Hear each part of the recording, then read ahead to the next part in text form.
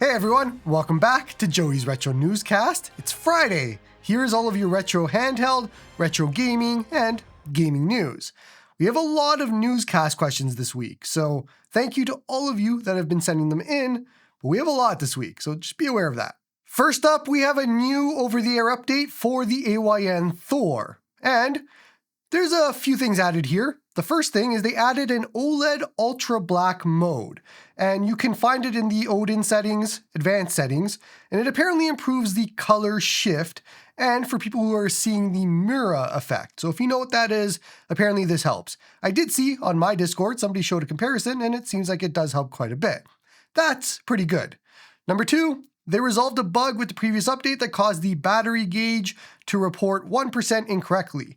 Now, I don't know if this means the complete battery drain that everybody was seeing on the last update, or if this was something else. So hopefully somebody in the chat can update or let me know what's fixed here or what is actually new. I am not updating just yet.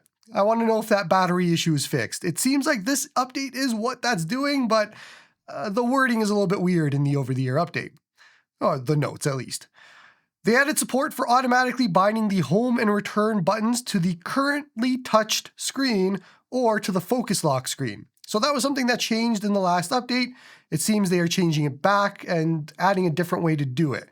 I know a lot of people were unhappy with the way this worked, but yeah, so they're fixing it. Last update, and I think a lot of people are going to be happy with this one, but they resolved the issue with the on-screen volume slider where it doesn't work properly with Bluetooth earbuds and wired headphones. Apparently that's fixed now. So, like I said, I am not going to be updating just yet. I am going to let this simmer for a little bit and see what actually happens, what's good, what's bad, and then I'll jump right in. But if you're somebody who is guinea pigging it, let us know. How's it going? Banjo Kazooie has been fully released as a decompilation project, which means you can play it now on PC with updates to graphics, frame rate, all that sort of thing. If you're familiar with Ship of Harkinian and all of the other decompilation PC projects for Nintendo 64 games, it's that, but now for Banjo Kazooie. What's very cool about this one, though, is they are including mods as well. So there's the Jiggies of Time, Nostalgia 64, and the Reloaded texture pack. And there's a whole bunch more. So there was a lot of work that was put into this decompilation project, and that's pretty awesome. So if you want to play Banjo Kazooie, I'm like a few minutes early. I don't know if it's winning for Game of the Month. It might, but we'll wait till later to see if it actually won. But if you want to play Banjo Kazooie, it seems like there's no better way to play than on PC with this decomp project. I guess it's not decomp, it's recomp. You decomp it first and then you recomp it. I know somebody's going to get mad at me in the comments. You guys know what I mean. It's a recompilation project. It's Banjo Kazooie. That's all you need to know. Eden version 0.1.0 is now out. So I think we skipped what? We went from 0.04 or 0.0.4 to 0.10. So we jumped up quite a bit here. And I was taking a look over what's changed, what's new. They reduced some stuff with memory. There's a news page. They improved some shader compilation, fixed some performance, and a whole bunch of different things here. Also, you can do firmware 21.1.0, it seems, and a bunch of other stuff. So I just read through. I didn't see anything extremely crazy, but as usual with all these kinds of things, all of these updates add up to something very big. I didn't find anything that stood out to me as like a major thing unless I missed it. But either way, Eden 0.1.0, unless it's regressing, you probably want to update. Next up, we have an update from NextUI, and they have support now for the TrimUI Smart Pro S, which is pretty cool. That is, as far as I know, the first actual custom firmware that works with the TrimUI Smart Pro S. I think everything else was in alpha or whatever it is. Then you have things like the Surwish OS or whatever, that closed source, all that nonsense that they steal code from. Either way, this is the first real actual project that I know of that is releasing with the TrimUI Smart Pro S in mind. And so that's pretty cool. I am still waiting for retro achievements from NextUI. I think it might actually become my favorite custom firmware for these devices if they can implement retro achievements, because I like a lot of the other things that NextUI is doing. If you guys have not tried out NextUI, and you have a compatible device, which I'm not sure what they are actually supporting right now, you should try it out. And I just remembered Spruce OS is another operating system or custom firmware that you can use for the TrimUI Smart Pro S. I think it's a nightly right now. I don't know if it's fully released. So there are 2 at the moment that I know of. Last on the software news, and Azahar is reverting back to allowing .3ds files now. So for those of you that don't know, Azahar made a change months ago that they weren't allowing the .3ds format anymore due to piracy reasons, and it would kind of put them in Nintendo's crosshairs was their reason. So there are a few things you need to know about Azahar. Azahar requires decrypted games, and they have to be renamed from 3DS to CCI. That was how it was before. So a lot of people have an issue with both of those things. Number one, finding decrypted ROMs can be quite difficult, especially since the ROMs megathread that everybody uses, those ROMs aren't actually decrypted to what Azahar wants. So if you've grabbed a ROM from there and you're like, I don't know what's going on here, it's not working on Azahar, it wasn't actually decrypted. That's why in a lot of my videos for Azahar, I always tell everybody, number one, make sure it's decrypted. Number two, make sure it's CCI. Those were the 2 things you needed for Azahar to work. But what ended up happening in every scenario is somebody gets flustered and they're like, I don't want to deal with this. They go and download something called Azahar Plus, which was a fork for Azahar that allowed you to use encrypted ROMs and also 3DS files. So 2 different things here. Now, what Azahar is doing is allowing you to have 3DS ROMs again, but they still have to be decrypted. So in my mind, given the comments that I've always gotten about this and had to support people with, the one thing that's always bothered people is the decrypted part, which I don't disagree with Azahar on, by the way. And so they usually just leave to Azahar Plus at that point. I haven't met anybody that is like, has decrypted games and their one sticking point was renaming from 3DS to CCI. That is the easiest part of the process. Renaming your ROMs or the file types from 3DS to CCI is a 5-minute job at max for whatever you have. Most of the problem has been the fact that Azahar only accepts decrypted ROMs. So that is still the same. I don't think a lot of people are going to change back from Azahar Plus to Azahar, given that. But you guys are kind of doing it wrong, in my opinion. In my opinion, you should get your own decrypted ROMs, and they should be in CCI format. You can compress them in Azahar, and off you go. Because Azahar is the right project. It is the one going forward. It is the project I support, and that's what people should be using, not some fork that is doing things weirdly and out of date. So, long story short, Azahar is allowing 3DS files again, but I don't know if that's going to change anything for anybody because, again, you still need decrypted ROMs. Okay, and question of the week, and just in light of yesterday's news about the Odin 2 being discontinued, and then the Odin 2 portal being put on sale, and I should let you all know that no, the Odin 2 portal is not being discontinued. Nicole from AYN has already said that no, it's not being discontinued. I don't know if that means that in 2 weeks it will be, but as of right now, not being discontinued. So, did you buy an Odin 2 portal? Why or why not? That's what I want to know. It was on sale for $250. $250 for the best Android handheld on the market. In my personal opinion, overall, nothing beats it. And I've been saying this for a long time. The Thor is awesome, but overall, the Portal is a better handheld. The Thor is still awesome. I love both. Either way, for $250 a steal of a deal, the best price that you'll ever see. Did you buy an Odin 2 portal? Why or why not? If you had a Retroid Pocket 6 pre-order and you didn't care about the size of it, that would be an instant upgrade to an Odin 2 portal, in my opinion. If you've had an Odin 2 for 3 years, I think it would be an upgrade, in my opinion. The Odin 2 portal is a massive upgrade over the Odin 2. If you've had, I don't even know, whatever other device, an Ambernic 556, 557, whatever you've got, did you buy an Odin 2 portal and did you not? Or do you have one already? That's kind of what I want to know this week, because this is one of those things that doesn't happen often in this hobby where we get a massive discount sale on one of the most recommended devices in the hobby. And so when it happens, and it went out of stock a few times during the day, I'm always curious to know who jumps on it and who doesn't. Because with the Odin 2 portal, it is one of those devices that you get and then you stop watching these videos. Like, you don't care about what I say. You don't care about what Ambernick's releasing. You don't care about what Pile Kitty's doing, if they're even alive.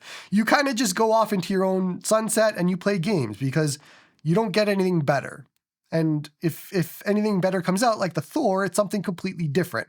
But when it comes to like a horizontal handheld, it doesn't get better than the Portal. So I am curious on this end, as the Portal ambassador of the whatever of the year, did you buy one? And if so, why? That's what I want to know. Oh, I guess I should mention, if you did buy one, you should get the grip and the large stick caps with it. The grip is not completely necessary. I find that it's just slippery without it, but I wouldn't live without it at this point. The caps, the larger stick caps, those are absolutely necessary. If you're buying a Portal, you should buy those. Jumping over into device news now, and this comes in from Matt Davis. So Matt, thank you, Matt. The Pentagon apparently installed Pokemon loot box machines in the Pentagon. I don't know. Matt sent me this article and I read through it, and for whatever reason, the Pentagon is introducing a Pokemon card loot box vending machine for whatever reason inside of I look, Americans are confusing me this year and I guess in the last few years. So I don't know what the reasoning is behind this, but if you work at the Pentagon, guess what? I guess you can buy Pokemon loot card boxes if you want. Next up, Retroid Pocket Mini V2 is discontinued. It's gone off of the Retroid website. So if you were somehow waiting for the Retroid Pocket Mini V2 and you didn't buy one, it's gone at this point. Now, there's been a lot of guesses as to what this means. Is there another device coming? Is the mortgage screen 4x3 device coming? What's going on here? The answer is nothing. We don't know. I mean, we are due for a Retroid product pretty soon, probably in a few weeks, or not a few weeks, a few months, I would say, maybe March, April. From what I remember, that's usually around the time that they will do something. You'll get a bunch of really crappy teases on Twitter about something, and then you'll get the actual device released. A lot of people are hoping it's a 4x3 screen device with OLED.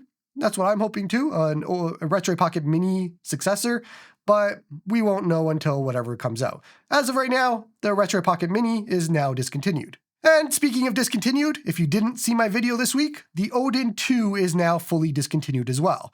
So long live the Odin 2. It had a 3-year life cycle, which is, well, 2.5 years, but that's crazy. The Odin 2, I talked about in my video this week. It's one of the most influential devices in this hobby, in my opinion. So you should check out that video to learn a little bit more about why the Odin 2 was so influential, so popular, and really is the reason that we are still a hobby these days, in my opinion, for power and all of that sort of thing. Just check out that video. I go over it. Okay, and our voting for February's Game of the Month and ROM Hack of the Month just concluded, actually, as I was filming. So I'm going to take a look at this now. We have tied results for Game of the Month, which is 3-way tie. Okay, we have Banjo Kazooie, God of War Chains of Olympus, and Riviera the Promised Land, a 3-way tie for Game of the Month. And so what that means is we now have to do a Wheel of Fortune style winner for this. The ROM Hack of the Month is The Legend of Zelda Goddess of Wisdom. That ended up winning. So, okay, we're going to do this live on here. Let me pull up the website. We're going to have to do this here. What is it? Random wheel something. I forget what it is. Random wheel spinner. Here we go. Wheel of names. Let me put this in. We're going to do God of War. This is content right here. You guys are watching. Why can't I spell God of War? God of War. Good. Riviera, and what was the other one? Banjo. Okay, here we go. So you can keep me honest. I'm gonna do this. We're gonna tap the wheel right here, and we're gonna see what's gonna win. Tap it. Let's see. We're doing this live. And congratulations to, what is it? Riviera. So Riviera the Promised Land is the winner of our Game of the Month. Yeah, it's exciting stuff, I know. I'll have to announce that on the Discord after this. But yes, so Game of the Month, Riviera, Promised Land. Our ROM Hack of the Month, The Legend of Zelda, Goddess of Wisdom. And as a reminder, our game of the season is still Golden Sun, and we added Golden Sun 2 because Golden Sun 1 was pretty short. So, for those of you not on the Discord, why are you not on the Discord? We're playing some games here. We're doing stuff. Come join the Discord. Okay, and as always, we end off the newscast with the newscast Q&A. So send in your questions to newscast@joeysretrohandhelds.com, or there's a Discord channel on the Discord. You can send it in through there. Thank you to everybody that sent in questions this week. There was a lot of them. So, number 1 from Super Bottle. Name your favorite soda. Name an overrated soda. Favorite soda would be Coke. Coca-Cola, the normal Coca-Cola, obviously. And overrated soda? Does Mountain Dew count? Like, is that a soda? Does that count as it? Probably not a soda. Overrated soda. I'm going to go with root beer. Root beer is no bueno. So Coke and overrated is root beer. No bueno. Next question comes in from teatime_gaming. Question for you and everyone. What's the first video game you remember playing? This is a hard one for me. I had to look. I looked up release dates of systems and all of that. It was either Pokemon Blue. I want to go with Pokemon Blue because that's the first game I remember buying and owning when I had a Game Boy. Or it would have been something like maybe Super Mario Brothers 3 on the NES in some doctor's office or something. I never had an NES and I didn't know anybody that did, but I remember playing it. Or maybe just regular Super Mario Brothers. It's one of those 3. It's very hard to remember 36 years ago or whatever it is. One of those 3 games. We're going to go with those. Next question comes in from Kyle. Which retro system game libraries do you think has aged the best and which is the worst? I think the best would be Game Boy Advance. I wanted to say Super Nintendo, but I don't think a lot of the game design has aged properly in it. I think Game Boy Advance is where they kind of hit their stride with that kind of stuff. I don't know what it is. For some reason, Game Boy Advance feels a little bit better designed than Super Nintendo games, in my opinion. So I think Game Boy Advance, because art style, music, all of that has aged perfectly. Game design, I think, has aged good. The games are easy to play. It's easy to emulate. All of that. I think all of that. I think what hasn't aged is Nintendo 64. That would be my answer here. It is still difficult to play in a lot of ways, a lot of emulation systems, a lot of all of that. Still a lot of graphical glitches and things like that. The TrimUI Smart Pro S just came out and you can't play some Nintendo 64 games. That tells you a lot. So, plus there's all the graphics things and all of that. I don't think game design is an issue, but mostly the graphics, the way that you emulate it, all of that. So Nintendo 64 is the worst, I think. Next question comes in from Sean P1. When will you do a PS4 setup guide for my R36S? When the sun rises in the west and sets in the east, when the seas go dry and mountains blow in the wind, when the seas go dry and mountains blow in the wind like leaves, when my womb quickens again and I bear a living child, then you will get a PS4 setup guide for your R36S, my sun and stars, and not before. This is a Game of Thrones quote. I thought it fit. I don't know why. Next question comes in from Matt Davis. We all know the 3 biggest disappointments in Alberta: the Flames, the Oilers, and the people who voted for Pierre Poilievre, whatever, to represent their riding. However, I'm confident that Alberta has a lot of things to be proud of. What are some things that make you proud, or at least content, to live in the energy province? Definitely not the traitorous scum that live in my province right now. Am I allowed to swear on this? I could swear on this if I wanted to. They can get effed if you know what I mean. I probably have a different answer than a lot of people on this one. I moved from Ontario to Alberta a few years back. So I haven't lived here my entire life. I don't have any kind of reverence or anything like that. Most of the reasons I moved here was because housing was cheap and it allowed me to basically retire and do this as a job. So yeah, that's the reason. I'm kind of retired at this point. But there are a lot of things to love about Alberta. Our vistas are really nice. Banff, as well as Lake Louise, Canmore, absolutely gorgeous when you go there and you see the mountains and everything. And especially in the winter, when everything's frosted over, it's beautiful. It's gorgeous. If you haven't been to Banff or Canmore or Lake Louise, you should. They're really gorgeous places to visit, especially in the winter. I really like it in the winter. But yeah, other than that, I don't know. I love the fact that we have no traffic. Like living in Ontario and GTA forever, we had so much traffic, and I went to go visit there a few months back. Massive amounts of traffic, and here I can get from one end of the city to the other in a half an hour. It's amazing. I like a lot about Calgary. I like a lot about Alberta. But the politics stuff, they got to figure their life out. That's what I think.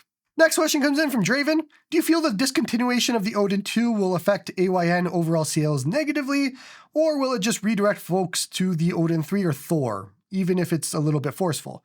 No, I mean, the Odin 2 has been around for 2.5 years, hasn't been relevant to purchase for at least 1.5 years now. Like since the Odin 2 Portal came out, there was no reason to buy the Odin 2 anymore. In all honesty, the Odin 2 was dated. At this point, it is very dated.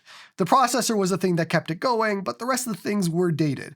So by the time this was discontinued now, they were probably a little bit late on doing it, but no, it doesn't affect things at all. I don't think many people were buying an Odin 2 still. The most that I know of is the people that bought the Odin 2 Max on sale a few months back when they had that discount. But other than that, no, it wasn't really a handheld that you should purchase anymore, in my opinion. So no, I don't think this negatively affects them at all. I think this is the right time to do it. I think they had it extended way past its expiry date, so it was the right decision to discontinue it at this point. Next question comes in from Jeff.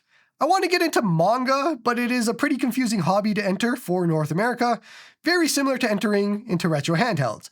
We know you are an avid manga fan. Would you consider starting a separate channel to introduce noobs into the world of manga? Absolutely not.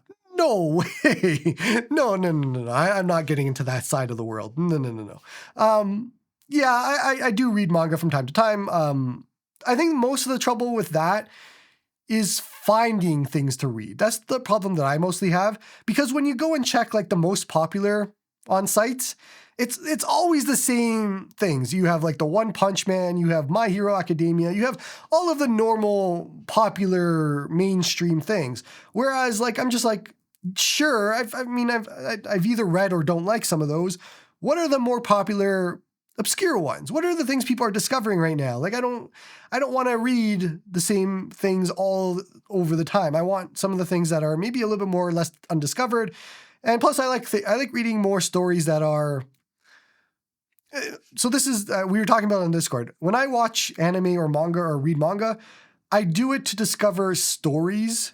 I don't do it, like I see it as another medium for good stories. I don't do it so that I could just watch a shonen, or so I could just watch whatever flavor of the week anime is and whatever. Like anime to me is just another way to watch a good story.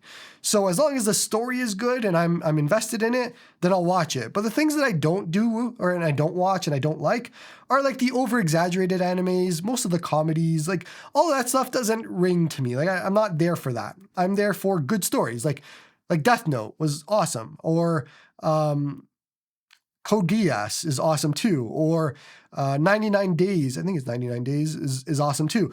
Things like that, like actual anime with story, not over-exaggerated nonsense, all of that sort of thing. That's kind of where I'm at with things. So to answer your question, no, absolutely not. I'm not doing a separate channel for manga. But if you want some recommendations, I can send you some over the Discord. So ping me there. Okay, last question of the day, I promise, comes in from Sir Andrew. If you woke up to find Mr. Sujano has stolen all of your handhelds overnight, what would be the first one you would rebuy? The AYN Thor. So I know, okay, I did a video a few months back on AYN Thor versus the Odin 2 Portal versus my Xbox Ally X. I love all three handhelds. Let's not twist this.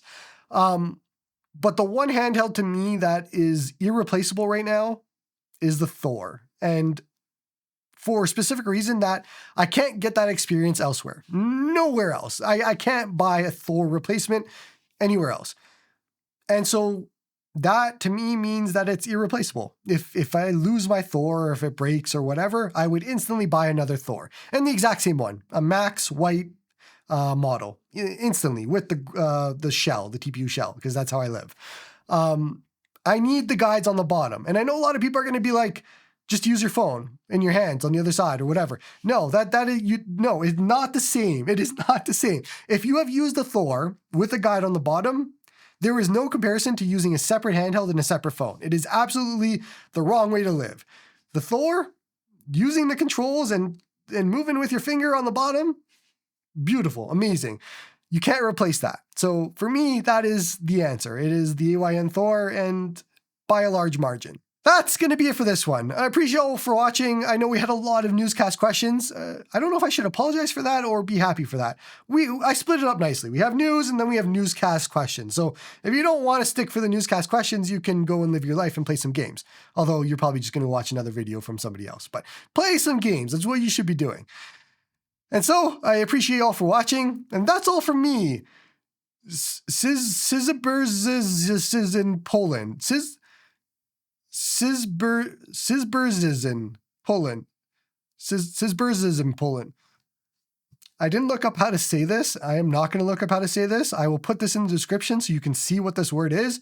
But it is Sizbers is in Poland. Have a good one.